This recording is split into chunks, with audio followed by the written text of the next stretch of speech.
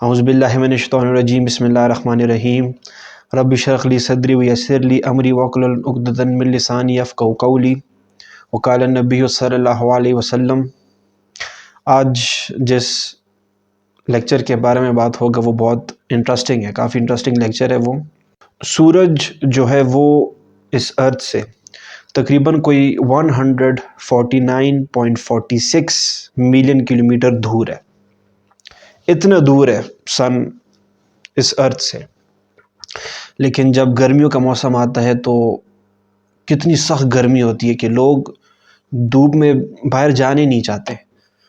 لوگوں کا یہ کوشش ہوتا ہے کہ وہ عصر کے بعد اپنا کام کر لے یا مغرب کے ٹائم کر لے، مطلب دھوپ میں وہ نکلنا نہیں چاہتے۔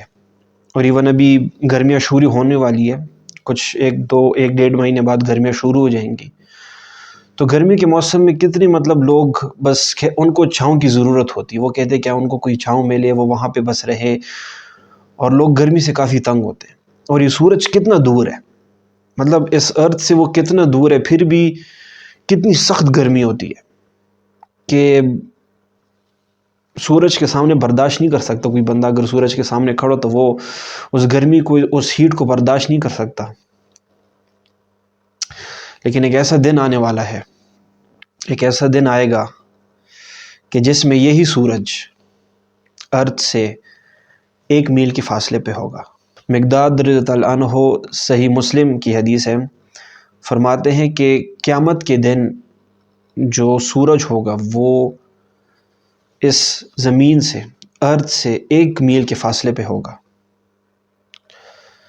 اور پھر آگے یہ بھی فرمایا ہے کہ اس دن لوگ اپنے پسینوں میں، اپنے اعمال کے بقدر ڈوبے ہوں گے پسینوں میں۔ کچھ لوگ جو ہے وہ ٹخنوں تک ڈوبے ہوں گے، کچھ لوگ جو ہے اپنے ہپس تک، کچھ لوگ جو ہے تو اپنے چہرے تک، پورے کے پورے پسینے میں ڈوبے ہوں گے۔ نبی پاک صلی اللہ علیہ وسلم نے اس طرح اشارہ کیا کہ یہاں تک، اتنے تک جو ہے بندہ اپنے پسینے میں ڈوبا ہوگا۔ اور وہ کتنا ایک سٹریسفل انوائرمنٹ ہوگا کہ بچہ، کچھ روایات میں آتا ہے کہ ایک بچہ ہوگا، وہ اس سارے انوائرمنٹ کو دیکھ کے وہ ڈر کے مارے اس کے بال گرے ہو جائیں گے۔ ماں دودھ پیتے بچے کو گرا دے گی، ماں بچے کا نہیں پوچھے گی، بھائی کا نہیں پوچھے گا، میاں بیوی کا نہیں پوچھے گا، باپ بیٹے کا نہیں پوچھے گا، دوست کا نہیں پوچھے گا۔ اتنا ایک سٹریسفل انوائرمنٹ ہوگا کہ ماں اپنی دودھ پیتے بچے کو گرا دے گی۔ ایک اتنا سٹریسفل انوائرمنٹ ہوگا وہ۔ نبی پاک صلی اللہ علیہ وسلم نے فرمایا کہ قیامت کے دن لوگوں کو کھڑا کیا جائے گا اور لوگ قبروں سے ننگے پاؤں، ننگے جسم نکلیں گے۔ اور قرآن فرماتا ہے کہ جب انسان قبر سے نکلے گا تو ہر ایک کے ساتھ 2 فرشتے ہوں گے۔ ایک ہوگا سائق، وہ اس بندے کو مارے گا، اس کو گھسیٹے گا اور اس کو مارتا جائے گا، اس کو بھگائے گا اس پورے میدان میں۔ اور جو دوسرا فرشتہ ہے اس کے ہاتھ میں اعمال نامہ ہوگا، اس کو پتہ ہوگا کہ اس بندے نے کیا کچھ کیا ہے۔ لیکن اس پورے انوائرمنٹ میں، اس ایک سٹریسفل انوائرمنٹ میں کچھ ایسے لوگ ہوں گے کہ جن کو اللہ چنیں گے، ان کو اللہ بلائیں گے اور ان کو سایہ نصیب کریں گے۔ اللہ تعالیٰ ان کو اپنے عرش کا سایہ نصیب کریں گے۔ قیامت کے دن اللہ کے عرش کے سوا کوئی سایہ بھی نہیں ہوگا، صرف اللہ کا عرش کا سایہ ہوگا، بس اس کے علاوہ اور کوئی سایہ نہیں ہوگا۔ تو یہ کچھ چند لوگ ہیں، چند کیٹیگری کے لوگ ہیں کہ جن کو اللہ کے عرش کا سایہ نصیب ہوگا۔ اور وہ کون کون ہیں؟ نمبر 1، عادل حکمران، عادل بادشاہ۔ دوسرے نمبر پہ وہ جوان جو اللہ کی عبادت کرتا ہو، جس کی جوانی اللہ کی عبادت میں گزرے۔ تیسرا وہ شخص جس کا دل مسجد کے ساتھ جڑا ہو۔ چوتھا وہ بندہ، 2 لوگ جو ایک دوسرے سے اللہ کی رضا کے لیے ایک دوسرے سے محبت کرتے ہیں۔ پانچواں وہ شخص کہ کوئی حسن و جمال والی عورت اس کو گناہ کی دعوت دے، لیکن وہ کہے کہ نہیں، اللہ مجھے دیکھ رہا ہو، وہ اللہ سے ڈرے۔ نمبر 6، وہ بندہ، وہ بندی جو صدقہ دے، جو چیریٹی دے، اور ایسی چیریٹی دے کہ سیدھے ہاتھ سے دے تو الٹے ہاتھ کو پتہ بھی نہ لگے کہ اس بندے نے صدقہ کیا۔ اور ساتھ میں وہ شخص جو اکیلے میں تنہائی میں بیٹھ کے اللہ کو یاد کرے اور اس کے آنکھوں سے آنسو نکلے۔ یہ وہ 7 بندے ہیں جن کو قیامت کے دن اللہ کے عرش کا سایہ نصیب ہوگا۔ اور ہمیں اس پہ اللہ کا شکر ادا کرنا چاہیے کہ اللہ نے ہمیں یہ بات نبی پاک صلی اللہ علیہ وسلم کے تھرو یہ بات ہمیں پہنچائی ہے۔ اور ان لوگوں میں شہداء شامل نہیں ہے، نہ شہداء شامل ہے، نہ صدیقین شامل ہے، نہ انبیاء شامل ہے، نہ کوئی صحابہ شامل ہے۔ مطلب فرض کرے اگر انبیاء شامل ہوتے، اگر شہداء شامل ہوتے، صدیقین شامل ہوتے، تو ہم جیسے غریب، ہم جیسے مسکین، ہم جیسے لوگ کہاں جاتے؟ اللہ کا ہمیں اس بات پہ شکر ادا کرنا چاہیے کہ اللہ نے ایک ایسی کچھ صفات رکھے کہ یہ صفات جن لوگوں میں ہوگا ان کو میرے عرش کا سایہ نصیب ہوگا۔ اور جو شخص اللہ کے عرش کے سائے میں آ گیا وہ بچ گئے۔ تو آج ہم انہی 7 کیٹیگریز کو ڈسکرائب کریں گے، ہر کیٹیگری کو۔ سب سے پہلا ہے عادل بادشاہ، عادل حکمران۔ اب یہ صرف بادشاہوں کے لیے نہیں ہے، اس میں ہر کوئی آتا ہے۔ ابن حجر کہتے ہیں کہ جو مسلمان، اس کے پاس کوئی نہ کوئی اتھارٹی کیوں نہ ہو، مطلب اگر وہ ٹیچر ہو، اگر وہ فرض کرے ڈاکٹر ہو، یا اگر فرض کرے وہ شوہر ہو، وہ اگر باپ ہو، مطلب کوئی نہ کوئی اتھارٹی اس کے پاس ہو تو وہ ایک عادل لیڈر ہے۔ ہی از اے جسٹ لیڈر، عادل لیڈر ہے وہ۔ اور آپ سے پوچھا جائے گا، مطلب آپ کی انڈر اگر ایک بندے کیوں نہ ہو، 2 بندے کیوں نہ ہو، یا 2 سے زیادہ کیوں نہ ہو، آپ سے ان کے بارے میں پوچھا جائے گا۔ اگر آپ کے انڈر کوئی غلام ہو، کوئی نوکر ہو، تو آپ سے ان کے بارے میں پوچھا جائے گا۔ آپ سے ان کے بارے میں پوچھا جائے گا کہ کیا آپ نے اس بندے کا حق ادا کیا ہے، آپ کیا اس کے ساتھ عدل انصاف کرتے تھے یا نہیں کرتے تھے، وہ سب کچھ پوچھا جائے گا۔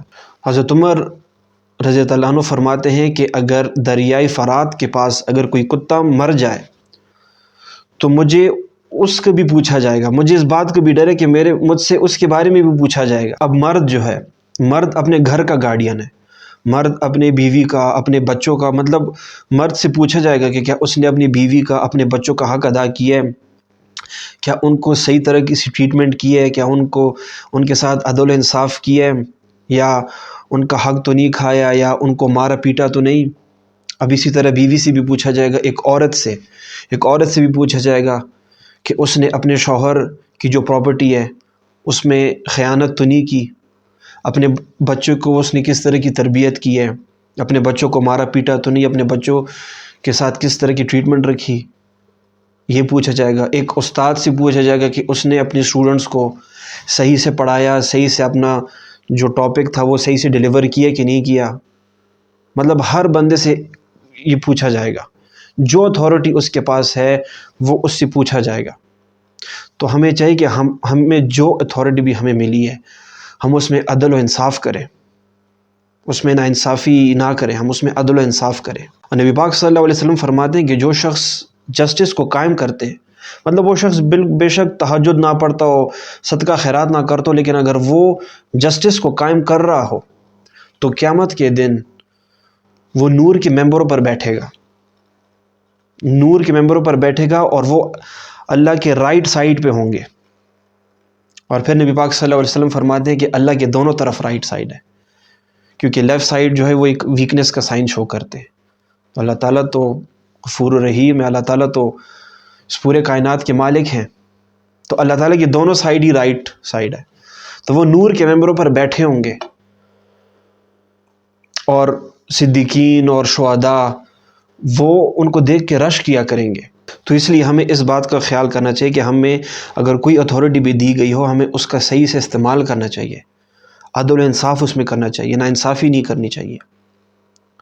پھر دوسرا پوائنٹ آتا ہے وہ نوجوان جو جوانی میں اللہ کی عبادت کرے، جس کی جوانی اللہ کی عبادت میں گزرے۔ اب دیکھیں جوانی بہت قیمتی ہے، بہت ہی زیادہ قیمتی ہے۔ آپ اس کا اندازہ اس بات سے بھی لگا لیں کہ قیامت کے دن ہم سے جو 5 سوال کیے جائیں گے کہ عمر کس طرح گزاری، جوانی کس طرح گزاری، کن کاموں میں گزاری۔ مال کہاں سے کمایا، کہاں پہ خرچ کیا، اور جو علم دیا تو اس پہ کتنا عمل کیا۔ اب آپ پہلے اور دوسرے سوال پہ غور کریں۔ صرف پہلے سوال میں کیا پوچھا جائے گا کہ عمر کس طرح گزاری، مطلب اس میں آپ کا بچپن بھی آ جاتا ہے، اس میں آپ کا جوانی بھی آ جاتی ہے، اس میں آپ کی بڑھاپا بھی آ جاتا ہے۔ لیکن پھر آپ سے دوبارہ پوچھا جائے گا کہ جوانی کس طرح گزاری، مطلب پہلے سوال میں آپ کا دوسرا سوال کور ہو جاتا ہے۔ اگر دیکھا جائے تو پہلے ہی سوال میں آپ کا دوسرا سوال کور ہو جاتا ہے، جوانی کا آنسر آپ اس میں دے دیتے ہو پہلے ہی سوال میں، لیکن آپ سے پھر پوچھا جاتا ہے کہ جوانی کس طرح گزاری آپ نے۔ تو یہ جوانی بہت ہی قیمتی ہے اور ہمیں اس کو ضائع نہیں کرنا چاہیے۔ اگر یہ جوانی ہم سے ضائع ہو گئی تو ہم نے بہت بڑی دولت ہم سے ضائع ہو گئی ہے، بہت بڑی دولت۔ اب دیکھیے، اللہ کو بچے کی عبادت، بوڑھی کی عبادت پسند ہے، لیکن جوان کی عبادت سب سے زیادہ پسند ہے۔ اللہ تعالیٰ کو اللہ تعالیٰ کو بوڑھے کی توبہ پسند ہے، لیکن اللہ تعالیٰ کو جوان کی توبہ سب سے زیادہ پسند ہے، سب سے زیادہ۔ کہ کوئی جوان ہے، اس سے گناہ ہو گیا ہے، وہ جاتا ہے، وضو کرتا ہے، 2 رکعت نفل پڑھ کے اللہ سے معافی مانگتا ہے، تو اللہ کو یہ سب سے زیادہ پسند ہے۔ کوئی نوجوان ہے، راتوں کو اٹھ کے تہجد پڑھتا ہے، قرآن پڑھتا ہے، ذکر کرتا ہے، تو اللہ کو یہ سب سے زیادہ پسند ہے۔ وہ 5 وقت کی نمازیں مسجد میں ادا کرتا ہے، اللہ کی عبادت کرتا ہے، اللہ کو یہ سب سے زیادہ پسند ہے۔ اور دیکھیں نا، اللہ نے ہماری زندگی 3 سٹیجز میں بتائی ہے۔ بچپن، جب بندہ بچہ ہوتا ہے تو اس کی کیا لینگویج رکھی ہے؟ رونا، مطلب اس کو اگر بھوک بھی لگے تو وہ روتا ہے، اس کو نیند آئی ہے وہ روتا ہے، وہ اگر اپنی ماں کو بلاتا ہے تو روتا ہے، اس کو تکلیف ہوتی ہے وہ روتا ہے، مطلب اس کو جس چیز کی بھی ضرورت ہوتی ہے وہ روتا ہے۔ پھر ساتھ ساتھ جب وہ بڑا ہوتا جاتا ہے، جب وہ جوان ہوتا جاتا ہے تو اس میں طاقت آتا ہے، اسٹرینتھ آتا ہے، ویکنیس اس کو نہیں ہوتی، اس میں اسٹرینتھ آ جاتا ہے، ہر کام وہ کر سکتا ہے۔ اور پھر جب بوڑھا ہو جاتا ہے تو سفید بال اس کے ہو جاتے ہیں، پھر سی ویکنیس آ جاتی ہے۔ اور دیکھیں، آپ اس کا یہ بھی دیکھ سکے کہ اگر ہم ایک بچے کو، ایک جوان کو اور بوڑھے کو، تینوں کو اگر ہم کلہاڑی دے دیں اور کہیں کہ جی ایک درخت ہے اس کو کاٹ دیں، تو بچہ جب کاٹے گا وہ سٹرگل کرے گا، جب بوڑھا کاٹے گا تو وہ بہت ٹائم لگائے گا، لیکن جب جوان کاٹے گا تو وہ مطلب صحیح سے کرے گا، کیونکہ اس میں اسٹرینتھ ہے، وہ جلدی کر لے گا وہ کام۔ اور جو شخص اپنے جوانی میں اللہ کی عبادت کرتا ہے تو اس کے دل میں اللہ کی محبت ہوتی ہے، وہ اللہ کے قریب ہونا چاہتا ہے، وہ انتظار میں ہوتا ہے اپنے اللہ سے ملنے کا، انتظار میں ہوتا ہے کہ کب وہ اپنے اللہ سے ملے گا، وہ اپنی آخرت کی تیاری کرتا ہے۔ لیکن اللہ معاف کرے، آج کل ہم لوگ اپنی یوتھ کو کس طرح ضائع کر رہے ہیں، کن کاموں میں ضائع کر رہے ہیں۔ دن رات گانے سن رہے ہوتے ہیں، دن رات گناہوں میں پڑے ہوئے ہوتے ہیں، پارٹیز میں جاتے ہیں، ڈرگس کرتے ہیں، گانے وغیرہ سنتے ہیں، اور پھر کہتے ہیں کہ میوزک از لائف۔ آج کل سنا ہوگا، ہر نوجوان یہ کہتا ہوگا جی میوزک از لائف، میوزک کا بغیر تو دن ہی نہیں گزرتا، گانے نہ سنے تو دن ہی نہیں گزرتا۔ ڈرگس کرتے ہیں۔ اس جوانی کو ضائع نہیں کرنا چاہیے، کیونکہ اللہ کو جوانی کی عبادت، اللہ کو جوانی کی توبہ سب سے زیادہ پسند ہے، سب سے زیادہ پسند۔ اور یہ بھی دیکھ لے کہ جو نوجوان جوانی میں اللہ کی عبادت کرے گا، انشاءاللہ وہ اللہ کے عرش کے سائے کے نیچے ہوگا قیامت کے دن۔ آپ اصحاب کہف کو دیکھ لیں، جوان تھے وہ لوگ، اور وہ گناہوں سے بچنا چاہتے تھے، وہ شرک اور گناہوں سے بچنا چاہتے تھے، تو انہوں نے کیا کیا؟ وہ خالی کر ایک غار میں چھپ گئے، ایک غار میں گئے، وہاں چھپ گئے اور سو گئے، اور اللہ نے ایک سورت نازل کر دی، سورہ کہف، جو ہم ہر جمعے کو پڑھتے ہیں۔ تو ہمیں اپنے اس یوتھ کو بالکل بھی ضائع نہیں کرنا چاہیے، ہمیں اللہ کی عبادت کرنی چاہیے۔ اور دیکھیں، یوتھ کے خواہشات بہت ہوتے ہیں، جو بندہ جوان ہوتا ہے اس کے خواہشات بہت ہوتے ہیں، مطلب اس میں اسٹرینتھ ہوتا ہے، وہ ہر کام میں مطلب وہ آگے بڑھنا چاہ رہا ہے، لیکن جب وہ اپنے نفس پہ قابو کرے، اور جب اس کے دل میں اللہ کا ڈر آ جائے، اور جب وہ اللہ کی عبادت کرے، تو اللہ کو اس بندے سے بے حد محبت ہوتی ہے، بے حد محبت۔ اور انشاءاللہ وہ پھر قیامت کے دن اللہ کے عرش کے سائے کے نیچے ہوگا۔ تو ہمیں اس جوانی کو ضائع نہیں کرنی چاہیے، اس جوانی کو گانوں پہ، ڈرگس پہ، پارٹیز پہ، گناہوں میں ضائع نہیں کرنا چاہیے، بلکہ اس جوانی کو ہمیں اللہ کی عبادت میں گزارنا چاہیے، 5 وقت کی نماز میں، تہجد میں، قرآن کی تلاوت میں، ذکر میں، دین کو سیکھنے میں گزارنا چاہیے۔ اب تھرڈ کیٹیگری کی وہ لوگ ہیں کہ جن کا دل مسجد کے ساتھ جڑا ہو، وہ لوگ کہ جن کا دل مسجد کے ساتھ جڑا ہو۔ اب دیکھیں، اب فرض کریں جیسے ایک مچھلی ہے، وہ جب سمندر میں ہوتی ہے، پانی میں ہوتی ہے، تو وہ سیٹسفائی ہوتی ہے، لیکن جیسے ہی اسے پانی سے باہر نکال دیا جائے وہ تڑپتی ہے، وہ پانی کی تلاش میں ہوتی ہے کہ وہ واپس پانی کی طرف چلی جائے، تڑپتی ہے وہ۔ اسی طرح ایک مومن بھی ہوتا ہے کہ مومن جب مسجد سے باہر نکلتا ہے تو اس کی باڈی تو مسجد سے باہر ہوتی ہے، فزیکلی وہ باہر ہوتا ہے، لیکن اس کا دل مسجد میں ہی ہوتا ہے، اور وہ پھر اپنے سارا کام کاج کر رہا ہوتا ہے۔ مطلب یہ نہیں کہ وہ اپنے ڈیلی ایکٹیویٹیز نہیں کرتا، وہ اسکول جاتا ہے، کالج جاتا ہے، یونیورسٹی جاتا ہے، آفس جاتا ہے، وہ گھر جاتا ہے، گھر کے کام کرتا ہے، آفس وغیرہ جاتا ہے، لیکن اس کا دل مسجد میں ہوتا ہے۔ اس کو انتظار ہوتا ہے کہ اگلی جماعت کا وقت کب شروع ہوگا، کہ جب اگلی جماعت کا وقت شروع ہوگا تو اس سے 10-15 منٹ پہلے وہ اپنے سارے کام کاج چھوڑ دے اور وہ جائے، وضو کرے، نماز کی تیاری کر کے وہ پھر مسجد کی طرف چلا جائے، اور پھر مسجد میں نماز پڑھ کے جب پھر مسجد سے باہر نکلے تو پھر اگلی نماز کا انتظار ہوتا ہے کہ کب دوسری نماز کا وقت شروع ہوگا تاکہ وہ پھر مسجد میں چلا جائے۔ تو مطلب ان کا جو دل ہے وہ مسجد میں ہی ہوتا ہے۔ وہ بے شک باہر اپنی ڈیلی ایکٹیویٹیز کرتے، لوگوں سے مل رہے ہوتے ہیں، اپنے کام کاج کر رہے ہوتے ہیں، لیکن ان کا جو دل ہے نا وہ مسجد میں ہوتا ہے۔ اور سبحان اللہ، دیکھیں رمضان میں مسجدیں کتنی بھری ہوئی ہوتی ہیں، لیکن جیسے ہی رمضان ختم ہو جاتا ہے تو ایسا ہوتا ہے جیسے لوگوں کو مسجد کا راستہ ہی بھول گیا۔ نہیں، نماز مسجد میں پڑھنا مرد کے لیے صرف رمضان میں نہیں ہے کہ صرف رمضان میں وہ آئے اور نمازیں جو ہے وہ مسجد میں پڑھے 5 وقت کی، اور پھر جیسے ہی رمضان ختم کیا، جب چاند رات ہو، اگلے دن جب عید ہو، تو آپ خود دیکھ لیں کہ عشاء کی نماز میں بہت تھوڑی سی لوگ ہوتے ہیں۔ اب یہ تو نہیں کہ صرف نماز مرد کے لیے رمضان میں بس مسجد میں آ کے وہ پڑھنا چاہیے، نہیں، باقی 11 مہینوں میں بھی مرد کی تو نماز مسجد میں ہوتی نہیں ہے۔ مرد کو تو چاہیے کہ وہ 5 وقت کی نماز مسجد میں جا کے پڑھے۔ تو دیکھیں، جب ہم نماز مسجد میں پڑھیں گے تو انشاءاللہ قیامت کے دن ہمیں اللہ کے عرش کا سایہ نصیب ہوگا۔ اور دیکھیں، جب نبی پاک صلی اللہ علیہ وسلم کسی سفر سے واپس آتے تھے تو وہ سیدھا گھر نہیں جاتے تھے، وہ پہلے مسجد جاتے تھے، وہاں پہ جا کے 2 رکعت نفل پڑھ کے اس کے بعد وہ گھر جاتے تھے۔ تو اس طرح ہمیں بھی کرنا چاہیے، ہمیں بھی یہ سنت اپلائی کرنا چاہیے کہ ہم جب بھی کسی سفر سے جہاں سے بھی ہم واپس آئے، ہم گھر جانے سے پہلے اپنے کالونی کی مسجد جائیں اور وہاں پہ ہم 2 رکعت نفل پڑھ لیں، اس کے بعد ہم گھر چلے جائیں۔ پھر اس میں جو 4تھ کیٹیگری کے جو لوگ ہیں، وہ 2 لوگ جو آپس میں اللہ کی رضا کے لیے ایک دوسرے سے محبت کرتے ہیں، تو وہ لوگ بھی قیامت کے دن اللہ کے عرش کے سائے کے نیچے ہوں گے۔ اب دیکھیں، اس میں محرم محبت کی بات ہو رہی ہے، نہ محرم محبت والی بات نہیں ہو رہی، اس میں محرم محبت کی بات ہو رہی ہے، مطلب بھائی بھائی سے، بہن بہن سے، میاں بیوی سے، اولاد اپنے والدین سے، والدین کی اپنی اولاد سے، دوست دوست سے۔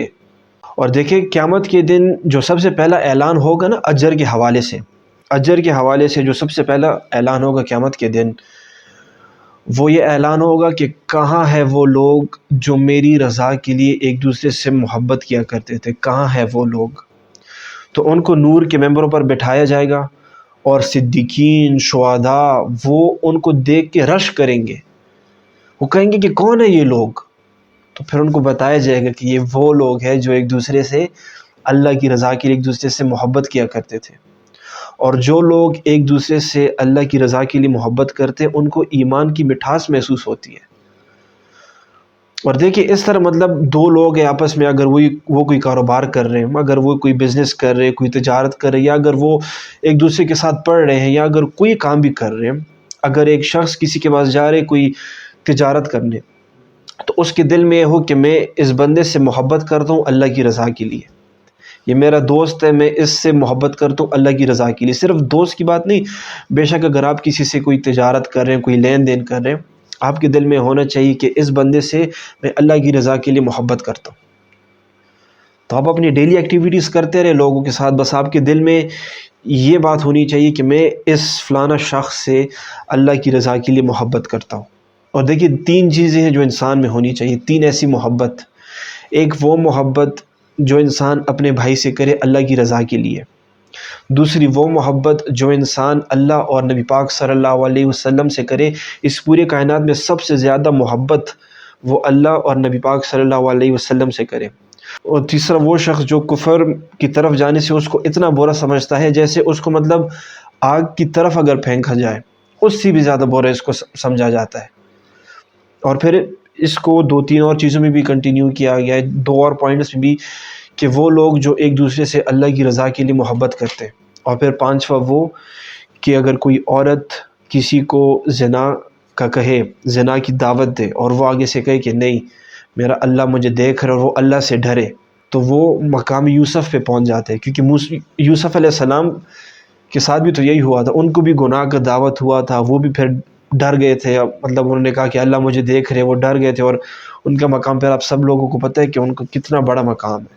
اور اس کیٹیگری میں جو 5th پوائنٹ ہے، جو 5th کیٹیگری کے لوگ ہیں، وہ یہی ہے کہ کوئی حسن و جمال والی عورت، کوئی حسب نسب والی عورت اگر کسی کو گناہ کی دعوت دے اور وہ آگے سے کہے کہ نہیں اللہ مجھے دیکھ رہے، وہ اللہ سے ڈرے، تو یہ شخص بھی قیامت کے دن اللہ کے عرش کے سائے کے نیچے ہوگا. اب دیکھیں وہ اپنے نفس پہ قابو پا لیتا ہے، وہ اپنے نفس کو کنٹرول کر لیتا ہے، اور وہ خود کو کہہ دے کہ نہیں اللہ مجھے دیکھ رہا ہے، تو اس کو قیامت کے دن اللہ کے عرش کا سایہ نصیب ہوگا. اب دیکھیں 3 بڑے گناہ ہیں. کون سے؟ پہلا وہ جو شرک کرتا ہے، دوسرا قتل، اور تیسرا زنا. یہ 3 سب سے بڑے گناہ ہیں. بہت برا ٹھکانہ ہے جہنم میں بہت برا عذاب ہے جو یہ 3 کام کرتے ہوں، یا اگر ان 3 میں سے کوئی ایک بھی. اب فرض کریں اگر کسی سے یہ کام ہو گیا، فرض کریں کسی نے شرک کر لیا، یا کسی نے کوئی قتل کر لیا، یا کسی سے زنا ہو گیا، تو وہ یہ نہ سوچے کہ اب مجھ سے تو ان تینوں میں سے یہ 3 حکام ہو گئے، اب تو میں تباہ ہو جاؤں گا، برباد ہو جاؤں گا. نہیں، اگر اس سے یہ کام ہو گئے، اگر اس سے یہ گناہ ہو گئے، تو وہ ابھی فوراً اسی وقت توبہ کر لے. وہ توبہ کرے گا تو اس پہ اللہ کی رحمت نازل ہو جائے گی، وہ اللہ کی رحمت کو پا لے گا. یہ گناہ جتنا ہی بڑا کیوں نہ ہو، یہ اللہ کی رحمت اور اللہ کی مغفرت سے بڑی نہیں ہو سکتی. تو جب وہ توبہ کرتا ہے تو اللہ تعالیٰ اس بندے کو معاف فرما دیتے ہیں. تو اگر آپ سے گناہ ہو بھی گیا، آپ کبھی بھی یہ نہ سوچے کہ اب میرا کیا ہوگا، اب اللہ مجھے معاف کرے گا بھی کہ نہیں. نہیں، میں نے پچھلی ویڈیو میں بھی یہی کہا تھا کہ اللہ کو تو معاف کرنا پسند ہے، اللہ تو غفور الرحیم ہے، اور اللہ تو انتظار میں ہوتے کہ کب میرا بندہ میری طرف واپس لوٹ کے آئے گا، کب وہ توبہ کرے گا. اللہ تو ہمارے انتظار میں. تو اگر آپ سے یہ گناہ ہو گیا، آپ فوراً توبہ کر لیں، اللہ سے معافی مانگ لیں. اور پھر true repentance is change behaviour. سچی توبہ یہی ہوتی ہے کہ آپ اس گناہ کی طرف دوبارہ نہ جائیں. آپ یہ ارادہ کر لیں، یہ نیت کر لیں کہ میں ابھی یہ گناہ دوبارہ نہیں کروں گا، میں اس کی طرف بھی نہیں جاؤں گا. اور جو چیزیں آپ کو اس گناہ کی طرف لیڈ کیا کرتے تھے، آپ ان سب چیزوں سے دور ہو جاتے ہیں. یہ سچی توبہ ہے کہ آپ توبہ کر لیتے ہو اور آپ پھر یہ ارادہ بھی کر لیتے ہو کہ اب میں دوبارہ یہ گناہ نہیں کروں گا. تو اگر آپ سے گناہ ہو گیا ہے، کوئی بات نہیں، اب بھی اسی وقت توبہ کریں، اللہ سے معافی مانگے کہ اللہ. اور اللہ تعالیٰ خود فرماتے ہیں قرآن میں کہ اے میرے بندے، مجھے پتہ ہے تم نے خود پہ ظلم کیا ہے، تم نے اپنے نفس پہ ظلم کیا ہے، لیکن میری رحمت سے کبھی بھی مایوس نہیں ہونا. تو اگر آپ سے گناہ ہو گیا، اب بھی اسی وقت توبہ کر لے، بول دے کہ اللہ مجھے معاف کر دے، اللہ مجھ سے گناہ ہو گیا، مجھ سے تیری نافرمانی ہو گئی، یا اللہ تو مجھے معاف کر دے، تو معاف کرنے والا ہے، تجھے معاف کرنا پسند ہے، تو ان لوگوں سے محبت کر دے جو توبہ کرتے ہیں. تو اللہ سے فوراً معافی مانگے اور خود کو اس گناہ سے بچائے. تو جو شخص اپنے آپ کو اس گناہ سے بچائے گا، قیامت کے دن اسے اللہ کا عرش کا سایہ نصیب ہوگا. پھر اس کے بعد جو 6th کیٹیگری ہے وہ یہ ہے کہ وہ شخص جو اپنے سیدھے ہاتھ سے ایسے صدقہ دے کہ اس کے الٹے ہاتھ کو پتہ ہی نہ ہو کہ اس نے صدقہ کیا، مطلب چھپ کے صدقہ دینا، چیریٹی کرنا، لوگوں کے سامنے نہیں دکھانا کہ دیکھیں میں صدقہ کر رہا ہوں، میں اتنے لوگوں کو یہ دے رہا ہوں، اتنے لوگوں کو میں نے یہ راشن دیے، میں نے وہ کیے یہ کیے، نہیں، چھپ کے صدقہ کرنا، کیونکہ صدقہ ایک نفل عبادت ہے اور اس عبادت کو چھپ کے کرنا چاہیے، نہ کہ لوگوں کے سامنے، نہ کو لوگوں کو دکھلاوی کے لیے۔ ہاں کچھ ایسے صدقے ہیں کہ جو آپ پبلکلی کر سکتے ہو، مطلب اب جیسے نبی پاک صلی اللہ علیہ وسلم جب کوئی جنگ آیا کرتا تھا تو آپ صلی اللہ علیہ وسلم فنڈ ریزنگ کیا کرتے تھے، تو اس معاملے میں آپ کر سکتے ہو، پبلکلی آپ صدقہ دے سکتے ہو تاکہ لوگوں میں جذبہ آئے۔ جب غزوہ تبوک کے لیے آپ صلی اللہ علیہ وسلم نے فنڈ ریزنگ کی ہے تو عثمان بن عفان نے سب کے سامنے کھڑے ہو کے کہا کہ میں اتنا جو ہے چیریٹی کر رہا ہوں۔ وہ کیوں کہا؟ تاکہ لوگوں کے دلوں میں جذبہ آ جائے۔ اب زکوٰۃ جو ہے، زکوٰۃ ہم پبلکلی دے سکتے ہیں تاکہ لوگوں کو نصیحت ہو کہ ہاں بھائی ہمیں بھی زکوٰۃ دینا چاہیے، ہم پہ زکوٰۃ فرض ہے۔ لیکن جو صدقہ ہے، صدقہ چھپی چھپائی کرنی چاہیے کہ لوگوں کو پتہ ہی نہ ہو کہ یہ بندہ صدقہ دیتا بھی ہے کہ نہیں، بس صرف آپ اور آپ کے اللہ کو پتہ ہو۔ تو صدقے کو چھپ چھپ کے لوگوں کو دینا چاہیے۔ زین العابدین رحمہ اللہ اہل بیت میں سے تھے، ان پہ یہ بات مشہور تھی کہ یہ بہت کنجوس ہیں، یہ کسی کو صدقہ ہی نہیں دیتے، چلتے چلتے جو ہے اگر کوئی مسکین کوئی غریب یہ دیکھ لے تو یہ ان کو صدقہ خیرات نہیں کرتے، صدقہ نہیں کرتے۔ ان پہ یہ بات مشہور تھی کہ یہ بہت کنجوس ہے۔ جب وہ وفات پا گئے تھے تو جب ان کو غسل دیا جا رہا تھا، ان کے بیک پہ، ان کے کندھوں پہ نشان تھے، بھاری بوجھ اٹھانے کے نشان تھے، جیسے مزدور کوئی بوجھ نہیں اٹھاتا، اس بوجھ کے نشان تھے ان کے کندھوں پہ، ان کے بیک پہ۔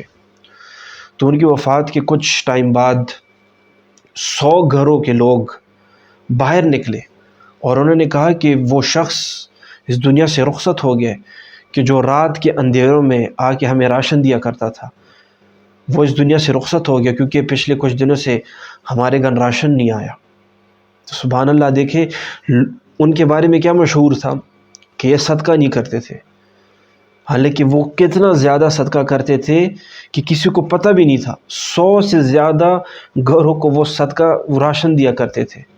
وہ لوگوں کو یہ کہہ سکتے تھے کہ بھائی میں 100 سے زیادہ گھروں کو چلا رہا ہوں، لیکن انہوں نے نہیں کہا، کیونکہ انہوں نے اس عمل کو اپنے بیچ اور اللہ کے بیچ میں رکھا۔ 100 سے زیادہ گھروں کو وہ صدقہ دے رہے تھے، چیریٹی دے رہے تھے، راشن دیا کرتے تھے۔ اور اکثر ہم کہتے ہیں نا کہ یار صدقے سے میرا مال کم نہ ہو۔ صدقے سے مال کم نہیں ہوتا، صدقے سے آپ کا مال بڑھ جاتا ہے۔ اور نبی پاک صلی اللہ علیہ وسلم نے بھی یہ فرمایا ہے کہ صدقہ دینے سے اللہ کا غصہ ٹھنڈا ہو جاتا ہے، کیونکہ جب ہم صدقہ دیتے تو یونیورس میں چینجز ہوتی ہے، اللہ کا غصہ ٹھنڈا ہو جاتا ہے۔ تو ہمیں چاہیے کہ ہم زیادہ سے زیادہ صدقہ کریں، زیادہ سے زیادہ صدقہ۔ ابھی دیکھیں رمضان ہے، رمضان میں ہر عمل 70 درجے تک پہنچ جاتا ہے۔ رمضان میں ہمیں زیادہ سے زیادہ صدقہ کرنا چاہیے، رمضان کے بعد بھی صدقہ کرنا چاہیے۔ تو جو شخص صدقہ کرے گا انشاءاللہ قیامت کے دن وہ اللہ کے عرش کے سائے کے نیچے ہوگا۔ پھر جو لاسٹ کیٹیگری ہے، وہ شخص جو تنہائی میں بیٹھ کر اللہ کو یاد کرے اور اس کے آنکھوں سے آنسو آئے، وہ شخص قیامت کے دن اللہ کے عرش کے سائے کے نیچے ہوگا۔ تنہائی میں جو بندہ روئے اللہ کو یاد کر کے، اپنے گناہوں کو یاد کر کے، اور اپنے گناہوں کو یاد کر کے، اپنے گناہوں پہ شرمندگی اختیار کر کے، اور اس کے آنکھوں اور اللہ کو یاد کر کے اس کے آنکھوں سے آنسو آئے، تو یہ شخص قیامت کے دن اللہ کے عرش کے سائے میں ہوگا۔ اور حسن البصری رحمہ اللہ فرماتے تھے کہ ڈرو اس بات سے، کہ وہ شخص اس بات سے ڈرے کہ جو پبلک میں اللہ کا دوست ہے لیکن پرائیویٹ میں اللہ کا دشمن۔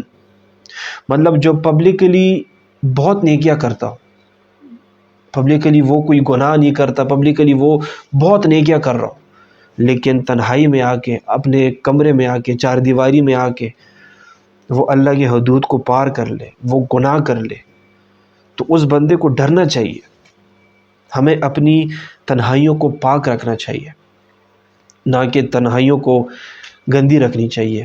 ہماری تنہائی پاک ہوں گی تو قیامت کے دن ہمیں اللہ کے عرش کا سایہ نصیب ہوگا۔ کیونکہ دیکھیں نا، تنہائی میں اگر ہم خود کو لوگوں سے اگر چھپا بھی لیں، اللہ تو ہمیں دیکھ رہا ہے نا۔ ہاں، اگر ہم لوگوں کے کیمروں سے اگر چھپ جائیں، اس ایک کیمرے سے تو ہم نہیں چھپ سکتے۔ وہ ایک کیمرہ ہے جو ہمیں دن رات 24 گھنٹے ہمیں دیکھ رہا ہے، اس کیمرے سے تو ہم نہیں بچ سکتے۔ تو ہمیں اپنی تنہائیوں کو صاف رکھنا چاہیے کہ ہم تنہائی میں بیٹھ کے اللہ کو یاد کریں، اللہ کا ذکر کریں، اللہ کی عبادت کریں، اور اپنے گناہوں کو یاد کر کے ان پہ شرمندگی اختیار کر کے اللہ سے توبہ کرے، اور ہمارے آنکھوں سے آنسو نکلے۔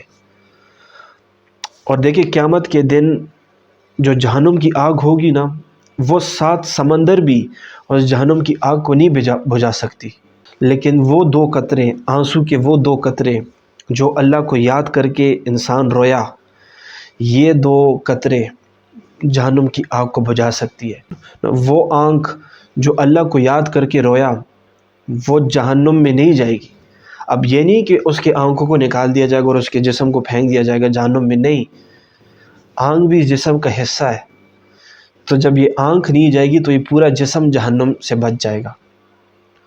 تو ہمیں تنہائی میں بیٹھ کے اللہ کو یاد کر کے، اللہ کی عبادت کر کے، جو شخص، جس بندے کے آنکھوں سے آنسو نکلے، قیامت کے دن وہ اللہ کے عرش کے سائے کے نیچے ہوگا۔ اپنی تنہائیوں کو ہمیں پاک رکھنا چاہیے، اللہ کی حدود کو پار نہیں کرنا چاہیے۔ تو دیکھیے، یہ 7 کیٹیگریز ہیں۔ پھر سے ایک دفعہ دہرا لیتے کہ پہلا کون سا؟ عادل بادشاہ۔ دوسرا، وہ جوان جس کی جوانی اللہ کے عبادت میں گزری۔ تیسرا، وہ شخص جس کا دل مسجد کے ساتھ جڑا ہو۔ چوتھا، وہ شخص جو ایک دوسرے سے اللہ کی رضا کے لیے محبت کرے۔ پانچواں، وہ شخص کہ کوئی حسن جمال والی عورت اس کو گناہ کی دعوت دے اور وہ آگے سے کہے کہ نہیں، اللہ مجھے دیکھ رہا ہے، اور وہ ڈرے۔ چھٹا، وہ شخص جو صدقہ دے۔ اور ساتواں، وہ شخص جو تنہائی میں بیٹھ کے اللہ کو یاد کرے اور اس کے آنکھوں سے آنسو نکلے۔ تو دیکھیں، ہمیں چاہیے کہ ہم ابھی اپنی سیٹ ریزرو کر لیں، ہمیں چاہیے کہ ہم ابھی اپنی سیٹ بک کر لیں۔ دیکھیں، علماء کہتے ہیں نا کہ سانس ہے تو چانس ہے۔ ہم زندہ ہیں، ہم سانس لے رہے تو ہمارے ساتھ چانس ہے، ہمارے پاس چانس ہے۔ تو ہمیں چاہیے کہ ہم اپنے لیے سیٹ ریزرو کر لیں، اپنی سیٹ وہاں بک کر لیں، اللہ کے عرش کے سائے کے نیچے وہ سیٹ ہم اپنے لیے ریزرو کر لیں۔ اگر ہم یہ 7 کے 7 کیٹیگریز اگر ہم نہیں بھی بن سکتا، اگر یہ 7 والے کم از کم 1 یا 2 تو ہم بنیں، اور کوشش کریں، نیت کریں کہ میں نے 7 کے 7 کیٹیگریز میں آنا ہے۔ تو جب ہم نیت کریں گے تو اللہ ہمارے لیے آسانیاں کریں گے۔ تو ہمیں چاہیے کہ ہم ابھی سے اس کی تیاری شروع کریں، ابھی سے۔ اور جب ہم یہ کیٹیگریز جب ہم یہ کام کریں گے تو پھر ہمیں یہ امید بھی ہوگی کہ انشاءاللہ قیامت کے دن ہمیں اللہ کے عرش کا سایہ نصیب ہوگا۔ تو اللہ تعالیٰ ہمیں صحیح مسلمان بنائے، اللہ تعالیٰ ہمیں دین کی صحیح سمجھ عطا کرے، اللہ تعالیٰ ہمارے ہر جائز حاجات پوری کرے، اللہ تعالیٰ ہمیں بخشوا دے، اللہ تعالیٰ ہمارے سارے گناہ معاف کر دے، سارے کبیرہ گناہ صغیرہ گناہ معاف کر دے، اللہ تعالیٰ ہمیں جہنم کی آگ سے بچائے، اللہ تعالیٰ ہمیں جنت الفردوس میں اعلیٰ مقام نصیب کرے، اور اللہ تعالیٰ ہمیں ان لوگوں میں سے شامل کرے جو قیامت کے دن اللہ کے عرش کے سائے کے نیچے ہوں گے۔ جزاک اللہ خیر، السلام علیکم ورحمۃ اللہ وبرکاتہ۔